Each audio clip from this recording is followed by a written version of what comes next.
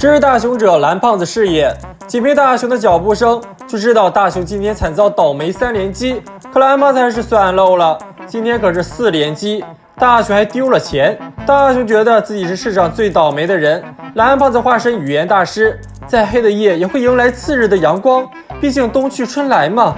可大熊的冬天有些长，蓝胖子于心不忍，拿出了幸运分享丸，只要吃了它，再去碰触遇到好事的人，自己就会变成欧皇。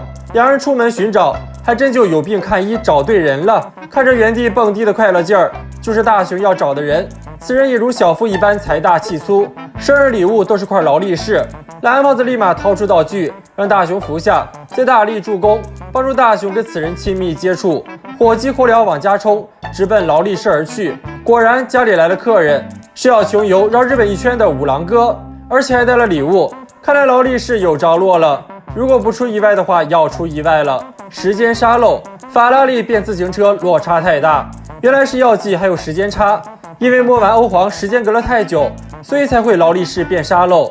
大熊渴望搜寻好事机器，可蓝胖子根本没有，大熊只能再次出门碰运气。不认识的路人又不方便问，好不容易碰到个熟人，可从这画风出奇的眼妆来看，此人绝对没好事。功夫不负有心人，目标终于出现。春夫掏个下水道，竟然捡到了钻戒，10金不昧，失主给了巨款奖励。大熊扑闪着大眼睛，只求变欧皇。回到家去变成掏水沟小能手，只求也能挖到个钻戒，一夜暴富。可挖了一整条街，别说钻戒了，连原店的戒指都没见到。蓝胖子觉得有蹊跷，找到春夫一问才知道，捡钻戒这事儿都过去1年了。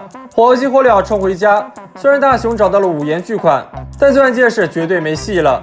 这时静香路过，看着满面春光，就知道有好事。果不其然，静香考了100分，这不就是大熊想要的吗？激动的心，颤抖的手，要不是蓝胖子拉着，估计大熊就要住孤生了。可日防夜防，老妈难防，逼着大熊上交考卷。此时不逃更待何时？因为毫无悬念，又是0分，只能寄希望于静香了。首先来到公园洗净小手，然后以最快的方式穿过任意门。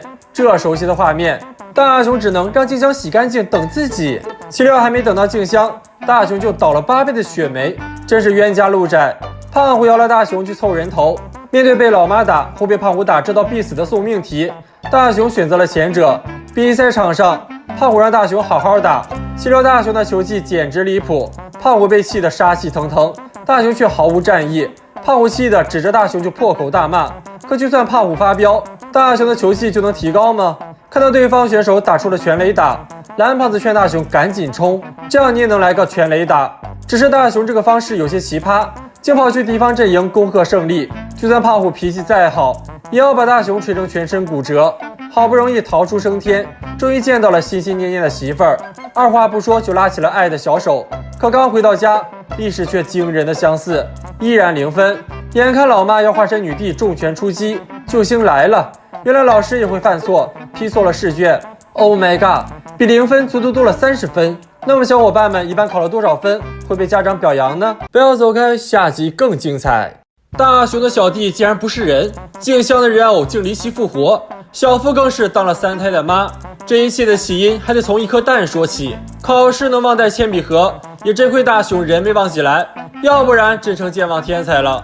大熊走在孤单寂寞冷的放学路上，遇到了蓝胖子，后面还跟着一群小弟，说是用了斑嘴鸭蛋。大熊虽然知道斑嘴鸭，但他以为小鸭会跟着大鸭是理所当然的。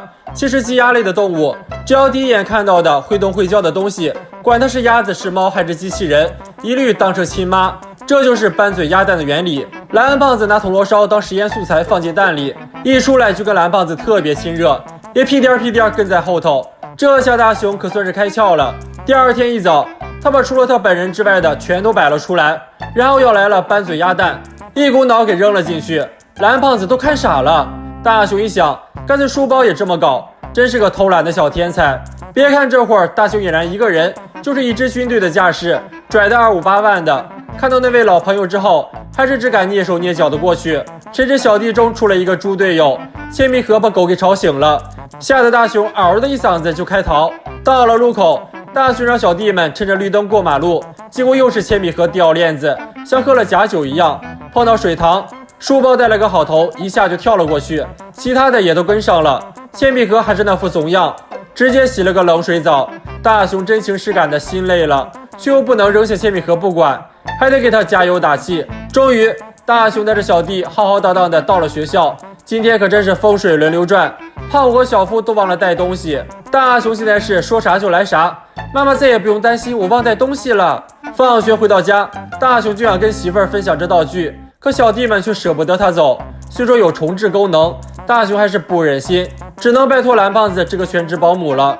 蓝胖子本想把他们都关进壁橱里，可是门还没关上，就都全跑了出来。小弟们正纠结往哪找大雄，偏偏冤家路窄，又是那条熟悉的狗子。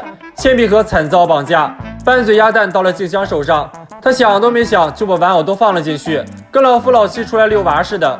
反正静香开心，大雄就开心，他俩还都舍不得用重置功能。而胖虎小夫正在暗中观察这一切。静香刚走，小弟们就找到了大雄，蓝胖子也在后头，唯独铅笔盒不见踪影，找了好半天都不见铅笔盒的踪影。大雄都有些自责了，多亏书包让他俩想起了那条狗，果然铅笔盒成了他的人质。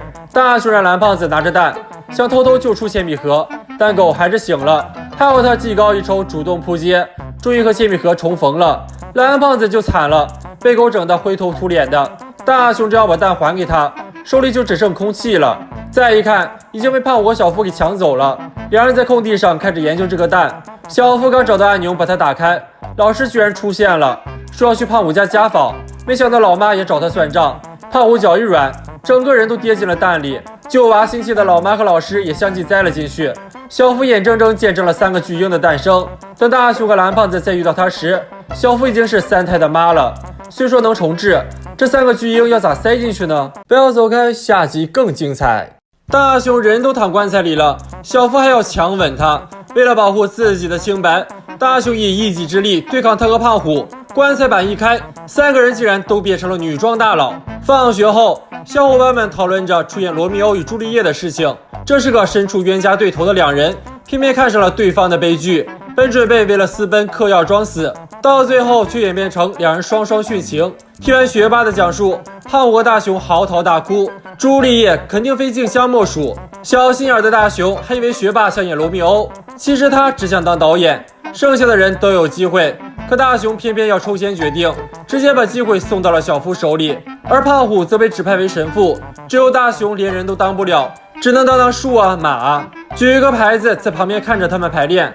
如果不出意外的话，要出意外了。静香竟然感冒了，本来都打算原地解散了，可看着媳妇儿自责，大雄决定帮忙帮到底。然而他问遍了认识的妹子，没人乐意去凑人头。看到大雄烦得小腿乱蹬，蓝胖子掏出了名作剧场相机，作为未来的拍戏神器，它可以让人变身成各种名剧里的角色。蓝胖子首当其冲，只听咔嚓一声，佐罗闪亮登场。那么小伙伴们知道这又是谁吗？总之不管谁用了它，都能演好朱丽叶。这个重任当然就落在了大雄身上，可他不想男扮女装，但蓝胖子才不管那么多，直接按下了快门。正当剩下的人还在脑壳疼的时候，蓝胖子拉着朱丽叶大雄来了。他自称是大雄的亲信，名叫熊子。这熊子和大雄不能说是毫无关系，简直就是一模一样。话又说回来，大雄呢？蓝胖子眼看要穿帮，赶紧把大雄拉到墙角变回去。这下熊子又没了。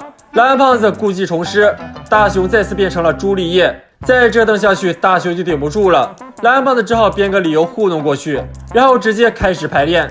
谁知这出经典的阳台场景，大雄的演技还不如演大树呢。蓝胖子赶紧把他拉走，把相机模式调成了影帝影后模式。原来小伙伴们已经不抱希望了，没想到这回大雄浑身都是戏，简直能进军好莱坞了。看来明天的演出没问题了。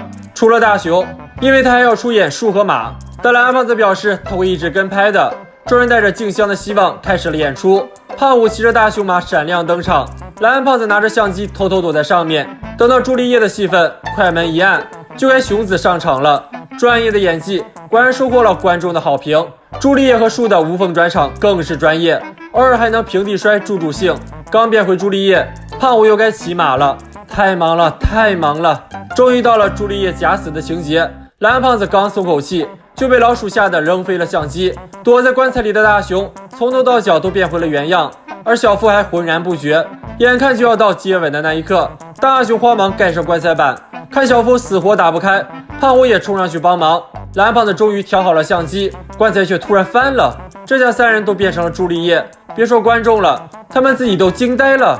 蓝胖子还想抢救一下，却又被老鼠助攻，结果误将自己变成了罗密欧，还光速进入角色。静香好不容易赶过来，却看到学霸也变成了金太郎，三女一男的戏份不知会是悲剧还是喜剧呢？大家觉得蓝胖子的罗密欧最终会选择哪位朱丽叶呢？